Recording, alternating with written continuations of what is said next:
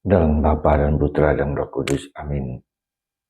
Allah Bapa di surga, kami mengucap syukur atas para rasul, terutama hari ini Rasul Santo Thomas, yang sangat menggembirakan bagi kami karena dia menjadi contoh bagaimana berproses untuk menjadi seorang pengikut dan rasul yang tangguh. Tentu kami ya Bapa untuk menolong, membantu diri kami sendiri dan orang lain dalam karya para rasul kami. Terpujilah namamu dan sepanjang masa. Amin. Para saudara, kita sebetulnya harus bersyukur bahwa Santo Thomas memiliki semacam keraguan akan kebangkitan Yesus. Saya hanya mengatakan satu hal, hidup rohani itu berproses. Jatuh dan bangun, mengenal Tuhan bukan hanya lewat apa yang kelihatan, apa yang kita lihat, yang secara fisik, yang secara kelihatan. Tetapi juga semakin lama semakin masuk ke dalam batin. Ke dalam bukan hanya batin biasa, bukan hanya psikologis, meskipun harus demikian. Jadi ada lapisan-lapisan hidup kita kan ada lapisan-lapisan fisik, lapisan eksternal, lapisan dalam, pikiran, perasaan, emosi. Tapi lebih daripada itu, masuk dalam lapisan iman. Artinya terjadi suatu proses pendalaman, bahasa yang sering kita dengar, duk in altum. Secara manusiawi kita ingin melihat, merasakan, mengalami ya, secara fisik.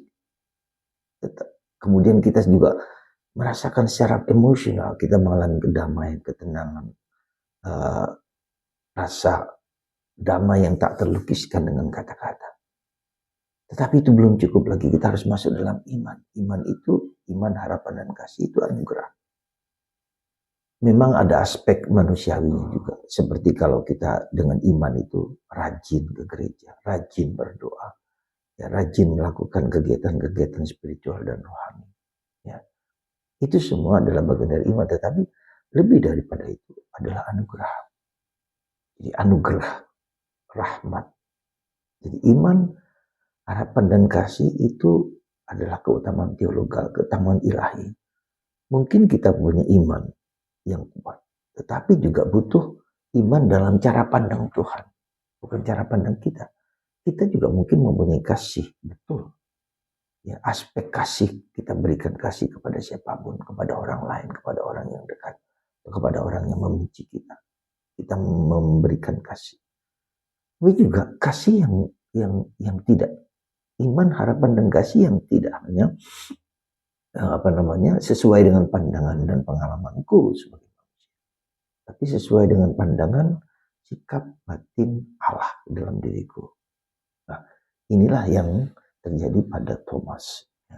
Jadi apa yang kita lihat pada Thomas itu adalah proses pembatinan, di mana Allah yang lebih dominan, yang lebih menguasai, Allah yang lebih yang berperan penting mengontrol kita. Jadi misalnya kalau kita berhadapan dengan mengampuni musuh kita mau mengampuni musuh itu, pasti seharusnya demikian. Tapi kita butuh sesuatu dorongan dari dalam.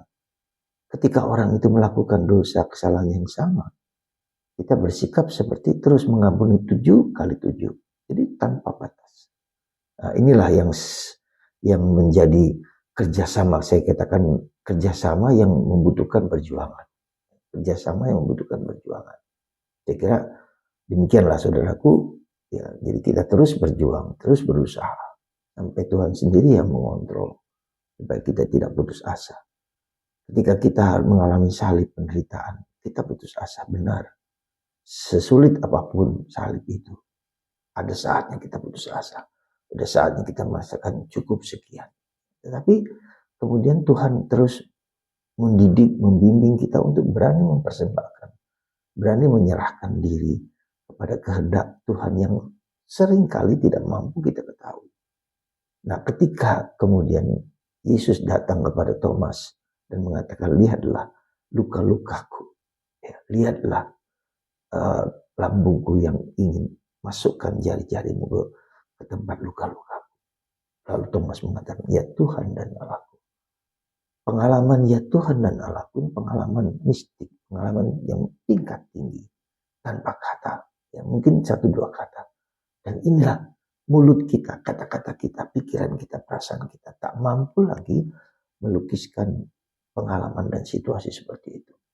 Sama seperti Ayub dengan penderitaan yang begitu besar dahsyat dalam hidupnya. Pada akhirnya dia mengatakan, apa saja yang semua yang kudengar tentang engkau itu hanya kudengar dalam panca indera kita. Butuh sesuatu, mengatakan kita sujud menyembah tanpa kata, tanpa pikiran, tanpa apa. Hanya sujud menyembah Tuhanku dan Allahku. Semoga proses perjuangan ini yang Tuhan berikan kepada kita karena bentuk kerjasama kita dengan Tuhan. Sekali lagi, saya lebih cenderung mengatakan kerjasama. Kita berjuang, Tuhan datang dan membaharui segala motivasi murni kita. Seperti emas yang dibakar dengan api dengan kemurnian itu. Ya Tuhan dan Allahku. Tidak lagi berpusat pada aku, tapi pada Tuhan. Mari kita terus berkembang, menumbuhkan, terutama kepada teman-teman yang sungguh merasa putus asa karena seperti tidak ada harapan, capek, letih dalam penderitaan. Berjalanlah seperti Thomas dan mintalah rahmat dari Santo Thomas yang telah bekerja sampai ke India dan melebarkan sayap yang begitu luar biasa ke India sehingga menumbuhkan gereja Katolik yang bertumbuh berkembang luar biasa. Bahkan ke tidak hanya ke India tapi ke Jepang sehingga jasadnya pun dikembalikan ke India. Tuhan, Thomas, bantu kami ketika kami mengalami keraguan, ketidakpastian. Ajar kami untuk tidak bersandar kepada kepala kami, tapi bersandar pada iman yang Yesus berikan kepada kita. Tuhan memberkati kita semua. Bapa, Putra,